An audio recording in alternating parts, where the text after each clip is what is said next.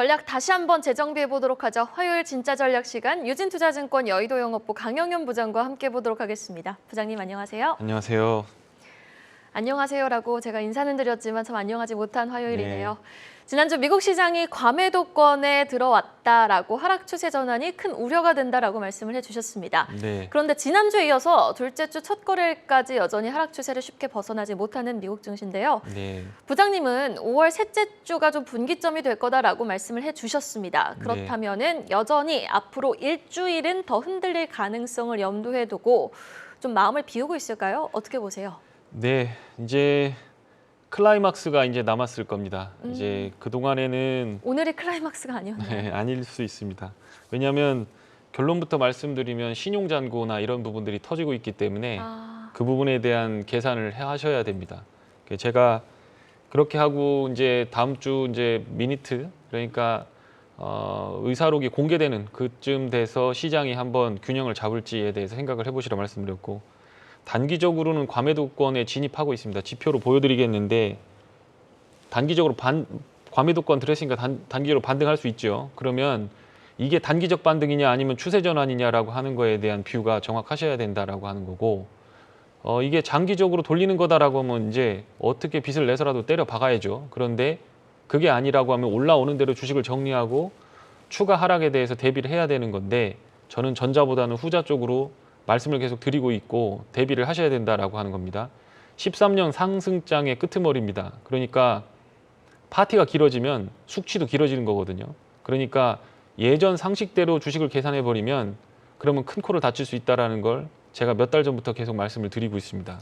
금리 인상 스케줄도 예전에 역사에 없는 유례에 없는 유동성 이후에 걷어들이는 거기 때문에 이전 것들과 비교해서는 절대 안 된다라고 말씀을 드렸고 그게 지금 이어지고 있는 겁니다. 그러니까 페드는 유동성 공급해서 증시에다가 돈줄이나 되는 기관이라고 생각하는 사람들한테 참교육을 하기 시작하는 거죠. 이제 인플레가 별거 아니다. 유가 내리면 인플레 잡힐 거다. 서플라이 체인 디스럽션 때문인데 그것 때문에 인플레 왔는데 그것 때문에 이제 조금 있으면 괜찮아질 거다라고 하는 사람들이 참교육을 받을 시간이 됐습니다. 그러니까 증시는 무조건 우상향하고 경제는 항상 유동성을 뒷바람을 받고 계속해서 오른다라고 하는 사람들이 자기 소신에 대한 대가를 치룰 시간이 된 거다라고 생각하시면 될 겁니다. 단기적인 반등을 비중을 줄이는 것으로 생각하셔야 됩니다. 반드시 그거에 대해서는 대비를 하셔야 된다라고 하는 걸 말씀 좀 드리겠습니다. 단기적으로는 심리적으로 중기 혹은 단기 전환 포인트에 근접해 있습니다. 확률은 95% 이상이 될 겁니다. 시장은 3.3% 수준의 페드 금리 인상에 대해서 대비를 하고 있고 6월, 7월 FOMC까지 반영을 하게 된다면 5월 중순 이후로 반등이 가능할 수도 있다, 할 수도 있다라고 말씀드리는 겁니다. 그 다음에 이제 우리가 계산에 넣어야 될 것은 두 가지입니다. 실물 경제가 부러지는 부분에 대해서는 아직 시장이 계산 안 하고 있습니다. 페드가 금리를 올리니까 유동성이 축소되니까 시장의 멀티플 35배, 40배 받던 게 지금 그게 내려가고 있는 겁니다. 그러면 이제 기업 이익은 멀쩡하다라는 가정하에서 움직이는 건데 기업 이익이 부러지는 거에 대해서 계산을 해야죠. 그게 아직 남았습니다. 그걸 계산하려면 2분기, 3분기 재무제표 나오고 나서 거기서 계산이 끝납니다. 그러니까 미리 예단하시면 안 됩니다. 그리고 마지막으로 오버 레버리지, 아까 말씀드렸던 밸류에이션이죠. 밸류에이션이 너무 높았다라고 하는 거, 그게 지금 내려가고 있는 거고 오버 레버리지 된 거 있습니다. 그건 뭐냐면 내 재산이 1억밖에 없는데 10억씩 막 때려 박아서 주식 산 게 많이 있을 겁니다. 그것들이 이제 반대로 감길 시간이 됐고 이제 전반적으로 경기 상황으로 봤을 때 주식에서 비중을 줄이고 채권을 늘리고 실물 경제가 돌아가고 하면서 웨이트를 조정 주는 것까지 끝내야 이 시장의 하락 사이클은 마무리된다니까 단기적으로 언뜻 딱 봐도 금방 안 될 것 같죠. 그러니까 그 부분에 대해서 대비하셔야 됩니다. 지금 요 차트를 한번 보여주시면 나스닥입니다. 이게 어제 이제 제가 장 시작하기 전에 장표를 보내놓고 해서 이렇게 했는데 여기서 이렇게 빠졌습니다. 지금 1.16만입니다. 그러니까 다음 지지점은 이쯤 되는 건데 제가 제 마음속으로 보고 있는 지지점은 여기입니다. 9,700선입니다. 그러니까 9,700선이요? 네, 9,700선 정도까지 마음의 준비를 하시고 돈을 태우시려고 한다면 거기서 한번 태워보시면 좋을 것 같습니다. 그 이유는 제가 뭐 여러 가지 채널들에 뭐 해서 말씀을 좀 드려볼 것 같고 너무 긴 얘기가 되니까 제 개인 유튜브나 이런 데에 찾아보시면 나올 겁니다. 리스크에 관련된 부분에서 마진덱 부분이 굉장히 위험할 겁니다.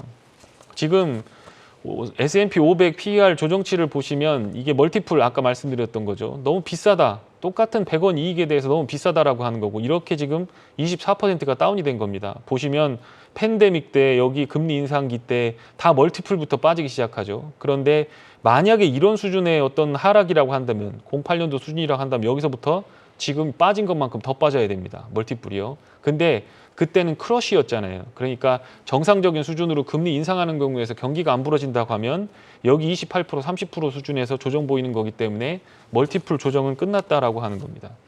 증시 과열 판단 여부의 풋콜 레이시오입니다. 사람들이 내려갈 것 같은 풋옵션을 막 사거든요. 밑으로 내려가면 돈을 버는 겁니다. 그 비율을 보시면 고점 나오는 수준까지 오늘까지 계산하시면 이 정도 나왔을 겁니다. 그러니까 며칠만 더 가면 그런 부분들이 심리적으로 해소가 될 거다라고 하는 부분입니다. 요걸 보시면 거래자, 이게 트레이더입니다. 그러니까 이 사람들은 아까 말씀드렸던 건 개인 투자가들도 포함되는 건데 이 사람들은 전문적으로 밥 먹고 사는 애들이 이렇게 하는 거거든요. 심리를 보시면 이렇게 여기서 이 사람들이 손절치면 이제 끝나는 거예요. 그러면 이제 바닥이 나오는 겁니다. 자기 돈으로 하는 사람 없죠. 레버리지를 하는 사람이고 어떻게 보면 백정같이 아무 감정이 없이 트레이딩 하는 사람들이 이렇게 보고 있는 겁니다. 그러니까 지금 보면 아직까지는 조금 더 심리적으로 반영이 돼야 된다라고 하는 거죠. 무섭고 공포스럽고 한 부분이 지표로 아직 나오지 않고 있다라고 하는 거가 핵심입니다. 이제 우리가 우려해야 될 부분은 어떤 거냐라는 건데요. 기업 심리 지표와 이익 추정치입니다. 그러니까 이 파란색으로 진하게 보이시는 거가 뭐냐면 기업들이 아이고 죽겠다, 힘들다. 이거 인원도 줄이고 뭐 인플레 때문에 장사 못 하겠다. 재고 자산 안 들여올 거야. 물건 안 팔려라고 하는 거. 그게 이 파란색으로 이렇게 거꾸로진 겁니다. 그러면 여기에 있는 기업의 이익 추정치들이 빠그러지는 거죠. 밑으로 내려가는 겁니다. 그동안에 뭐라고 했느냐, 100억이 이익 날 겁니다라고 했다가 내년에는 130억 날 겁니다. 28%를 올렸습니다. 130억 날 겁니다라고 하면서 주가를 들어 올린 겁니다. 그런데 지금은 107억 5천만 원 정도 날 겁니다. 7.5%로 이익 추정치. 그러니까 감소하는 게 아니에요. 증가는 해요. 근데 30억 증가한다고 그랬다가 7억 5천 증가한다라고 줄인 겁니다. 근데 이게 마이너스로 꽂힐 수 있다는 거예요. 그러면 이게 주식시장이 그걸 반영하기 시작할 때는 엄청난 공포로 다가올 수 있기 때문에 반등하면 그거에 대비해서 줄여놓고 밑으로 거꾸러지는 걸 본 다음에 다시 밑에서 확인하셔야 된다라고 하는 거가 핵심입니다. 연준의 금리 인상표 이런 부분들 이게 뭐 금리 인상 맞추냐 안 맞추냐가 중요한 게 아닙니다. 여기 과거 골드만삭스라고 하는 글로벌 투자은행이 이렇게 금리 예측을 했습니다. 그런데 지금 걔들이 이렇게 빨간색으로 점도표로 바꿨죠. 이게 무슨 얘기냐면 이렇게 골드만삭스라고 하면 증권가에서는 헛기침 좀 하는 IB인데 걔들이 이렇게 금리 인상 틀렸다라고 하면 그 밑에 있는 애들 다 틀렸겠죠. 그러면 금융사들이 채권 투자, 지들 포지션 갖고 있는 것들 다 지금 들어먹고 있다는 얘기입니다. 그러면 지금 그거 뉴스 한 토막도 안 나오고 있죠. 그러면 재무제표 나올 때쯤 되면 채권 투자 손실, 주식 투자 손실, 상품 투자 손실로 해가면서 재무제표가 부러지게 돼 있습니다. 그러니까 그 부분을 생각해요. 금리 인상이 문제가 아닙니다. 그래서 그런 부분들을 조금 판단해 보시면 될 것 같다는 생각이 듭니다. 제가 마지막으로 우려하고 있는 부분은 이겁니다. 멀티플은 아까 조정이 좋았다라고 했고 기업 실적은 2분기, 3분기 돼야 됩니다. 그리고 리세션이 나오냐 안 나오냐 그거는 여기서 판단할 게 아닙니다. 리세션 나왔다고 도장 꽝 찍어주면 최대한 돈을 끌어다가 주식을 다 사버려야 됩니다. 리세션은 2분기 연속 GDP가 적자가 나고 기업 실적들이 빠그러지고 그거를 보고 경제단체에서 봤을 때 이거는 리세션이다라고 판정을 주는 겁니다. 그러니까 그때부터는 정책 전환들이 일어날 수 있기 때문에 거기서부터는 주식을 사야 됩니다. 그런데 지금 이걸 보시면 신용잔고가 지금 이렇게 올라갔잖아요. 이게 천천히 올라가면 괜찮습니다. 거래 규모, 거래 대금이 커지면서 천천히 올라가는 게 괜찮은데 갑작스럽게 기울기를 높여서 올라갔죠. 그러면 야들은 이거 지금 공포스럽고 너무 무서워서 빨리 돈 가서 벌어야 되는데라고 하면서 빚 끌어다가 지금 산 거거든요. 그거 지금 다 뱉어내야 된다는 겁니다.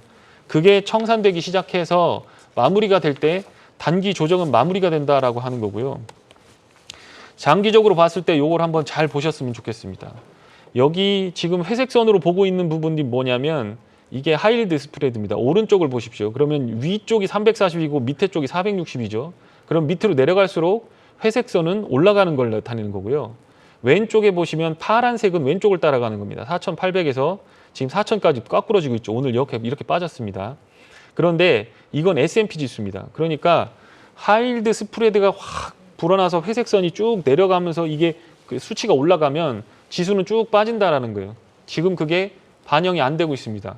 국채금리만 올라간다고 되는 게 아니라 국채금리가 올라가는 거에 맞춰서 수익 못 내는 기업들의 스프레드가 악어입처럼 딱 벌어집니다. 그러면 그때 크러쉬가 꽝 터지는 거죠. 그러니까 지금 어디 기업이 무너졌다는 얘기도 안 나오고 신용장교 터졌다는 얘기도 안 나오고 금융사 부실났다는 얘기도 안 나오고 기업 실적 부러져서 마이너스 났다는 얘기도 안 나오고 그러고 나서 멀티플만 조정하고 페드의 금리 인상만 반영했는데 여기서 또 조정 준다고 들어가서 버쩍 들어올리면 얼른 팔고 나와야지 거기서 또 추가적으로 추세를 태워가지고 워런 버핏의 장기 투자를 여기서 오마주하면 굉장히 복잡한 일들이 발생할 수 있기 때문에 조심하면서 대비를 하시면 좋을 것 같습니다.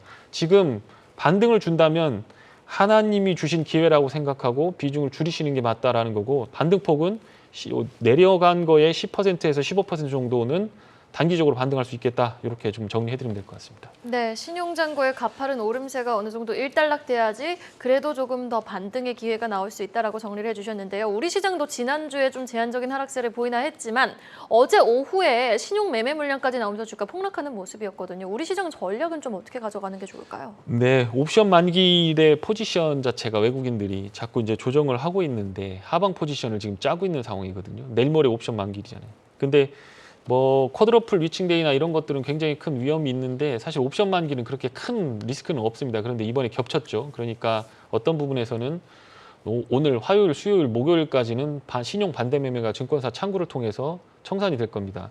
코스닥하고 코스피하고 봤을 때 코스닥이 훨씬 더 지금 되게 안 좋죠. 이유는 400조 중에서 11조고 이거는 2,100조 중에서 11조입니다. 그러니까 비율로 보면 이게 5배나 많은 거죠. 그러니까 코스닥이 더 부러질 가능성이 있기 때문에 코스닥 지수가 축 쳐져서 밑으로 빠질 때 단기적으로 매수를 하셔야 되는 게 맞고요. 어떤 부분에서는 이제 그게 청산이 되고 나면 단기 저점, 목요일 기준으로 해서 옵션 만기를 기준으로 턴오버가 할 가능성이 있겠다라는 거고 아마 최고로 힘든 일주일이 될 가능성이 있다. 미국이든 한국이든. 그래서 스탠바이 충분히 하셨으면 좋겠다. 급하게 매수할 거 전혀 없다라고 하고 충분히 뒤로 물러서셔서 다 떨어지는 거 보고 반등할 때 올라타셔서 잠깐 먹고 나오시는 전략으로 가시면 될 것 같다. 이렇게 정리해드리면 될 것 같습니다. 네, 그러면 종목 한번 선별해 보겠습니다. 부장님, 지난주에는 경기 민감주 좀 주목해 보자고 하셨어요. 네. 원익큐엔 씨가 또 말씀해 주신 당일날 슈팅이 나왔고 한국카본도 뭐 지난주 시장 대비 견조한 모습을 보여줬는데 이번 주는 어디에 좀 주목해 보면 좋을까요? 네, 뭐 정권이 바뀌고 있기 때문에 다 괜찮은데 지금 뭐 단기적인 이슈밖에 없습니다. 사실 종목을 추천하고 싶은 생각은 없습니다. 몇 달 전부터 그랬고요. 그냥 대충 얘기 드리겠습니다. 그러나 분명한 건 종목들은 괜찮은 것들이니까 빠지면 사볼 수 있는 겁니다. 나이키와 아디다스가 가격을 인상했습니다. 어차피 안 팔리는 거 알기 때문에 가격으로 벌충하려고 그러는 거거든요. 그러니까 거기에다 물건을 대는 백산 한번 잘 보셨으면 좋겠습니다. 비메모리 증설 관련돼서 5월 15일 날 조 바이든 대통령이 옵니다. 대통령이 온다라고 하는 거 자기 집 비워놓고 와서 여기서 2박 3일 묵으면서 무슨 얘기 하겠느냐라고 보면 방위산업, 반도체, 그다음에 우리도 얘기할 게 있겠죠. 철강 쿼터제 좀 풀어주세요라고 얘기할 거고 조선 기자재 관련된 부분에서 LNG 협력 관련돼서 니들이 와서 인프라 투자 좀 해라라고 하면서 뚜껑을 열어줄 수 있습니다. 그러니까 지금은 믿을 건 정책밖에 없습니다. 그리고 잘 보시면 건설 쪽에서도 규제가 완화되는 흐름들이 계속해서 나오고 있습니다. 국토부 장관도 대놓고 얘기하고 있고 대통령도 그렇게 하고 있고 지금 슬금슬금 정부가 할 수 있는 것들은 풀고 있습니다. 7가지 주요 규제 중에서 국회 동의가 필요한 2가지를 제외한 나머지 5가지는 풀리고 있는 상황이기 때문에 그쪽을 한번 잘 살펴보시면서 투자하시면 될 것 같습니다. 네, 알겠습니다. 화요일 진짜 전략 유진투자증권 여의도 영업부 강영현 부장과 함께 해봤습니다. 오늘 말씀 정말 고맙습니다. 고맙습니다.